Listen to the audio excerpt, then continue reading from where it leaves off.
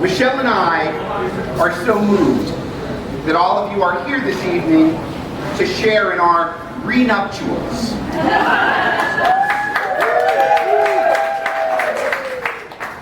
My counsel didn't set me up right the first time, so Gary is not here, so I can't complain to him. So I have to do it again. So it's renuptials. Michelle and I, we've been blessed. 32 years ago, I attended a B'nai B'rith dinner meeting, and I sat down next to the only single woman in a room of 40 men. That was planning. Now, she was working a room of 40 Jewish men. Also planning. That was awesome. So that first night that I sat down next to her, and she sent the trout almondine back because it had the head on it. I knew she was for me. 30 years ago, she said yes, and I have the watch to prove it. She made me wait 7 days. Okay, so finally, I wanted it in writing. And tonight, 30 years ago, when she said yes, we were, like tonight, surrounded by our friends and our family, and we committed to building a life together. And frankly, what a journey it's been. Think about it. Can you imagine being married? My friends, this is for my friends. Bonnie, my friends. Can you think about it? Being married to me for 30 years? That's 210 years in Stewart years.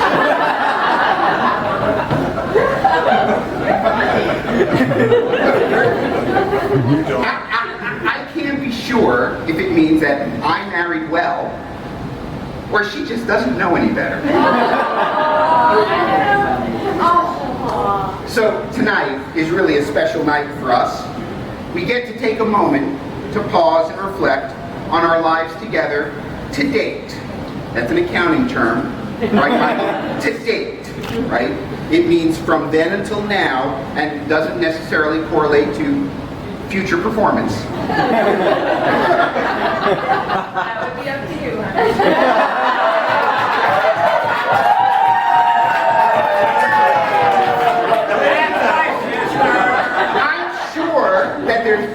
made it through pharmacology. So, there's been ups and there's been downs. And so again, tonight, surrounded by friends and family, by people we love, we want to acknowledge where we've been, to say thank you for our blessings, and frankly, to look forward to the next 30 years. So tonight's a milestone for us. And to help us mark the occasion, we've asked Rabbi Nori, our friend, to help bring this into some perspective for us. Thank you, thank you. Evening, everybody. Shalom. I really want to thank you both for asking me to be a part of this. I think everybody acknowledges what an incredible thing you've done. It's inspiring to us, and the way we mark things in the passage of time is through ritual living. You can't be spiritual without ritual. So we want to bring that spirit back into place. We don't want to do a second wedding, but we want to draw a few of the rituals from Jewish weddings and talk about them as a way of symbolizing not just what you've done already, your accomplishments already, but what still lies ahead, and with our wishes for a good and successful future. You know, I remember that day 30 years ago, but I was a junior in college, so...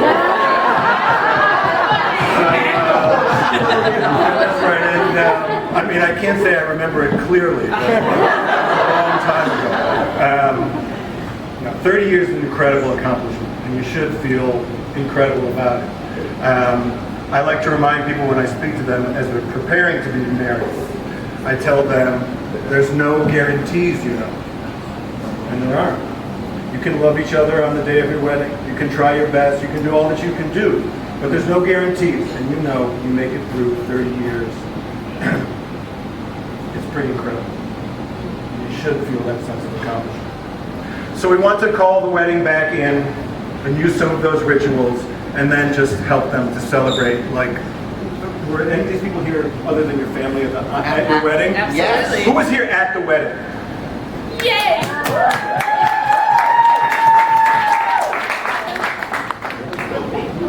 So, okay, so.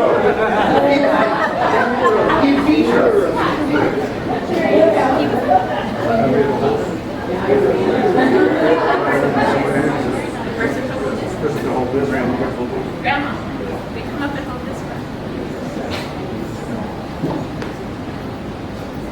So the two symbols we're going to use tonight are really universal Jewish symbols. The symbol of light, flame, which gives us warmth and light, wisdom and understanding. The symbol of enlightenment.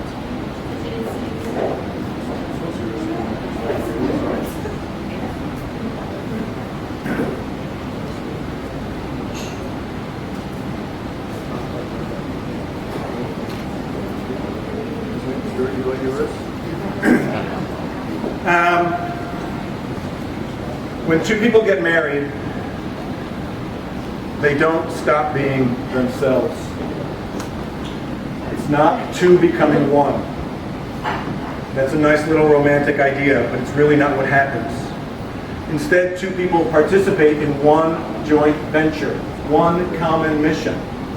And we symbolize that by taking two individual flames, two representations of individual people. Ner Hashem Nishmat Adam. God's candle is the human spirit. And so these candles represent you. The coming together of two people to build something that is greater than two, not less than two.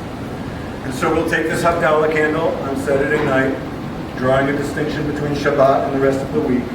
And each of them will light from one side, bringing their wisdom, their light, and their knowledge, and joining them together in the middle. Hold that.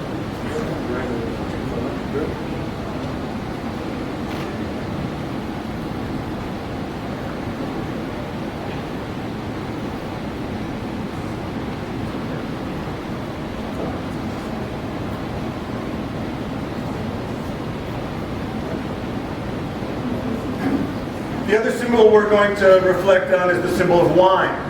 Yain yisamach levav enosh. Wine makes us happy and glad. It brings joy to our heart. Hey, I didn't write that. I'm just quoting it. That's Solomon. But used in moderation. He was better than me. It's a symbol of happiness and joyfulness, which is why we use it at a wedding. It's also a symbol of holiness. We think of a marriage as kiddushin, something holy, which means that it's something special and rare and unique. And it's a symbol of love, because it gives us that warm feeling. It reminds us that life is good, joyful, and filled with great senses which illuminate us and which make us feel happy. At a classical Sheva Brachot at the end of the wedding ceremony, bride and groom each take 2 glasses of wine, blend them together into 1 cup of wine, and then take some of that blended wine and pour it back into each of their individual cups, so that they might strengthen each other and their mutual family, and that they might be strengthened by the other one.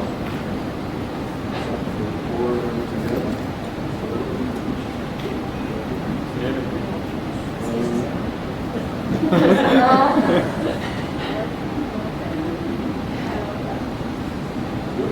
gonna say that for the toast?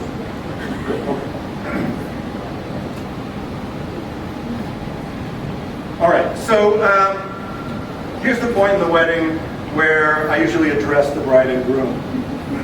And I try to make the parents cry. Beat me to it.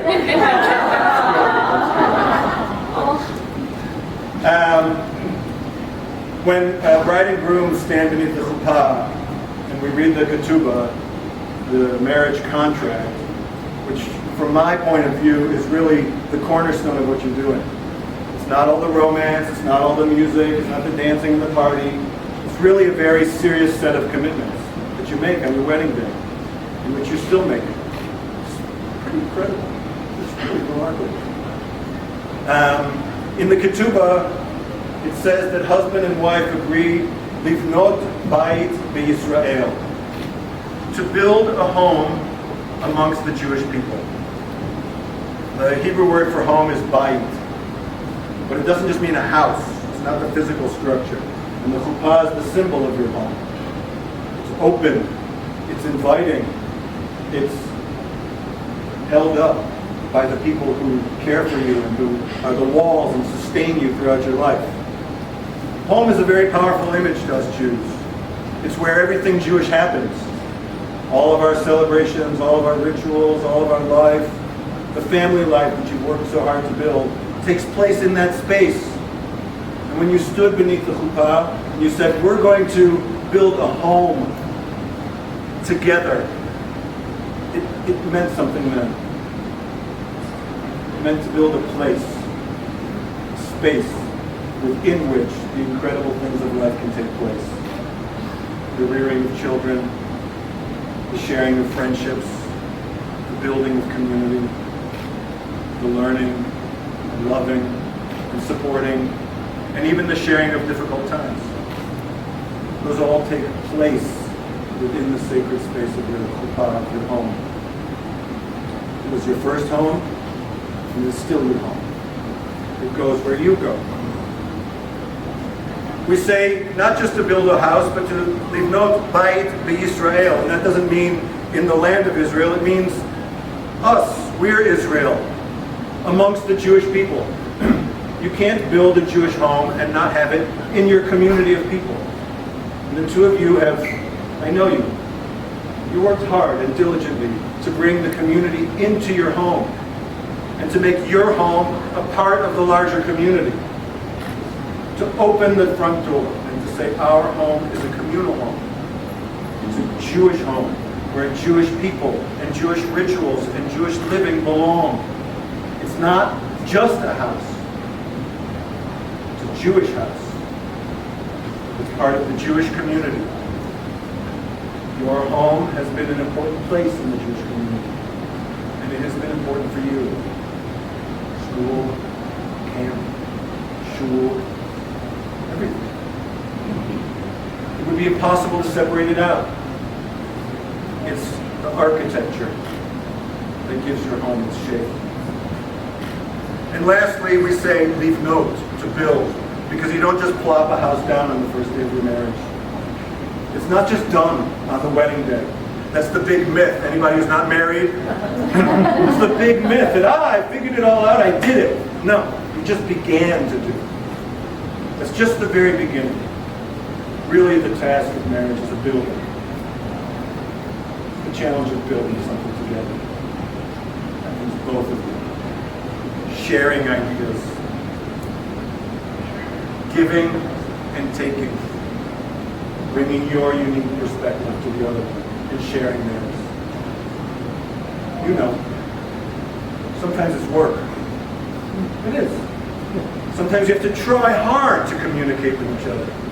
You don't really want to hear about the other one's day, but you work at it, and you do it anyway, because you care about it, and because that's how we build something.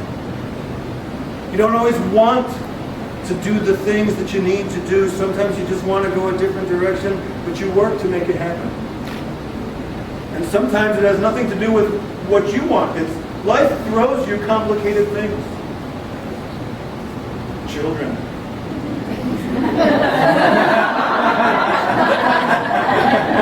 That's work. That's work. That's hard. That ain't easy. It requires discipline, consistency, commitment. And that's just for us. And that's just for you. It means surviving difficult times and losses together. It's the work of building something great. And when you do that, when you live a Jewish life, and one that you share with your community, you have a great home, a warm home filled with Jewish spirit and love and happiness and wisdom. And when you build something meaningful, you get the great satisfaction that comes from that sense of accomplishment. From knowing that you made the right decision then, and over the years continue to make the right decision. To stay together, to love each other more and more deeply. To grow wisdom, spirit, and love together. I'm inspired. I hope you are too. We all are. And we wish you that sense of accomplishment and love and wisdom.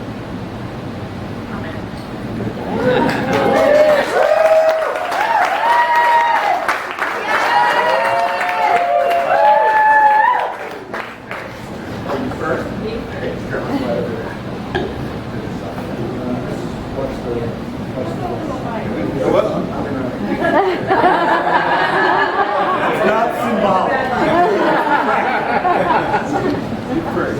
All about me. Use the mic, Jeff. Huh? Oh, man.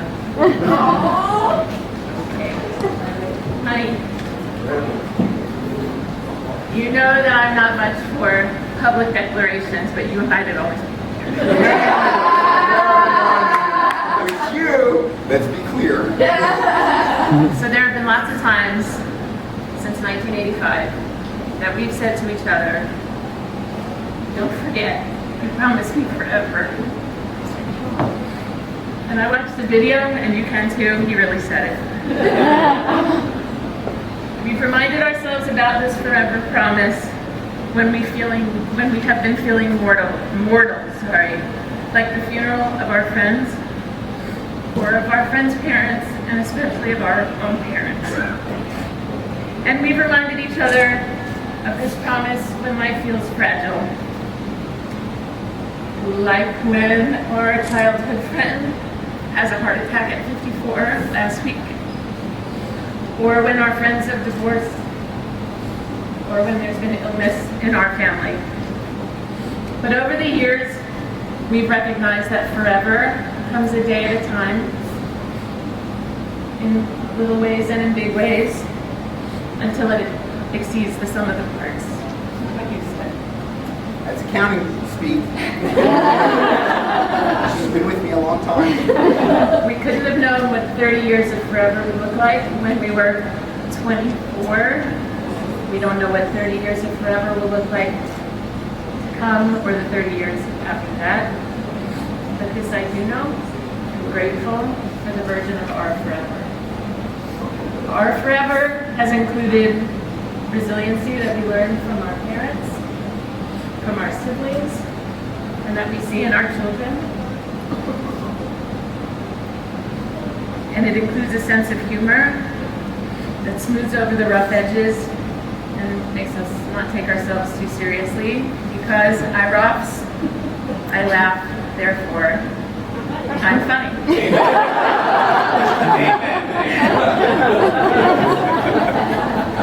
So I want to repeat in front of some of the people that were there and some that were not, what I said to you forever ago. Amila Dodi Vidodili. I am for my beloved, my beloved is for me.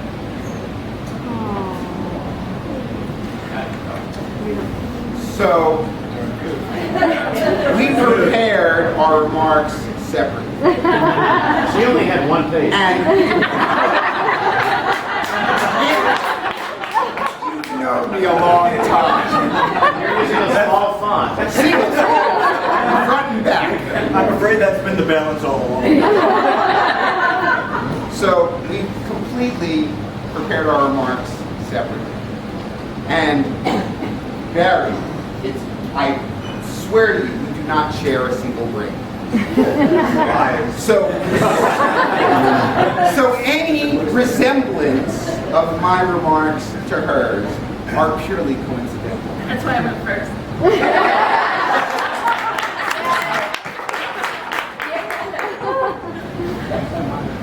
Michelle.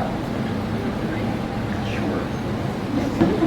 We talk of values, respect, caring, commitment, being nice to each other, thinking of each other first, making coffee in the morning. We talk of resiliency, the capacity and the flexibility to handle the unknowns that come our way. We made a commitment to each other. We like to say forever. We do. And it's interesting, we had no idea what we were signing up for when we were 24. I was so much smarter then than I am today. I choose to spend my life with you. I know it's a movie cliche, and I hate that, but I find truth in it. You complete me. You make me a better person. You hold me to a higher standard. You help me strive to be the person that my dog thinks I am.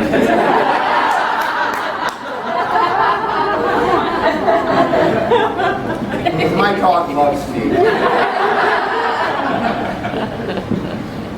I knew you were for me.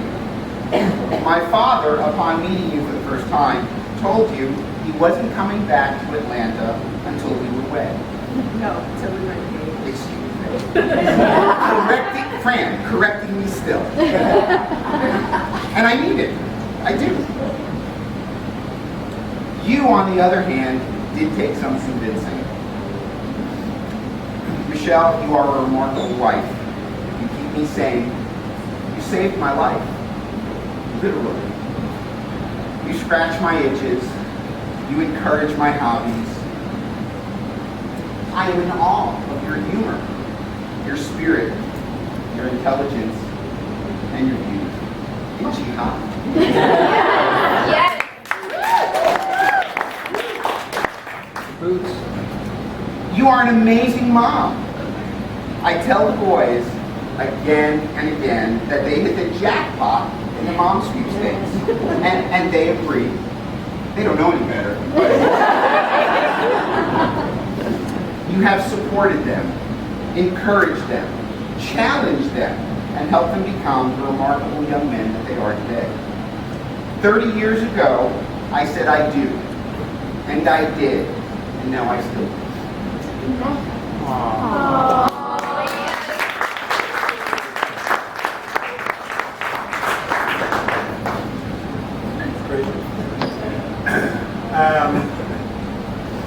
Nobody makes it on their own.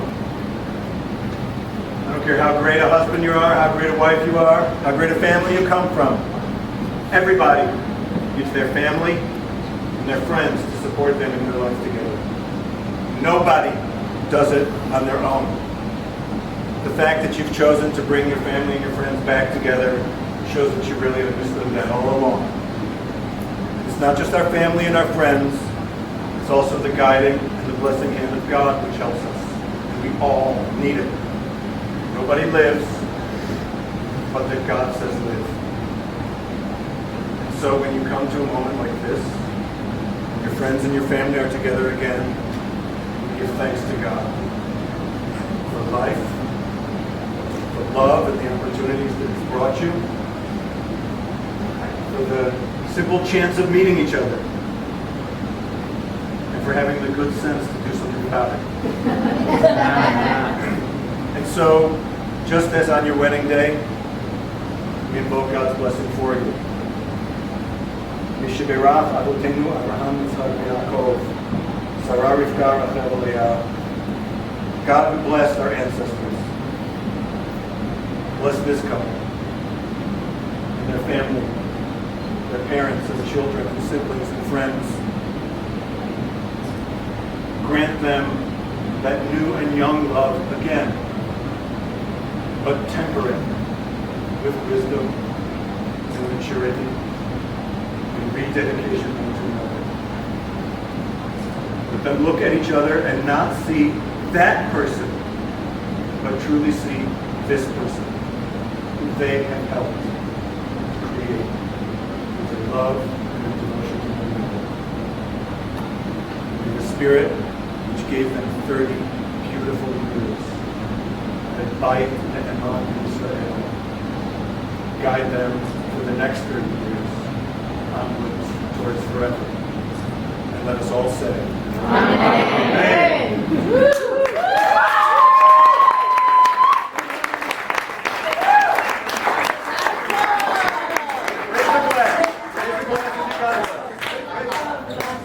I'd like to make a toast to all of us, to my friends and my family.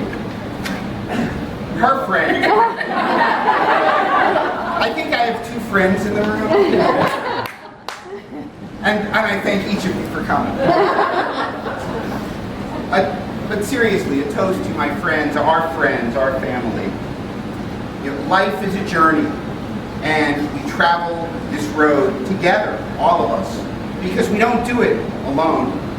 And we share so much. We share the burdens, the good and the bad, the sweet and the salty. And it's that sharing of the burden as we go through life, because it's not all good and it's not all bad. It just is. And how we do it, the grace and the style that we move through the world, right, is our measure. And I want to say that you all, y'all, because of Great George, and that's a great word,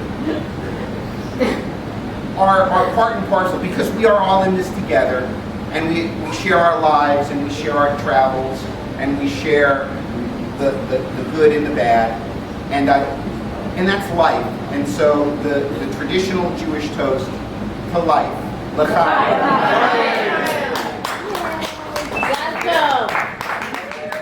All right, one last.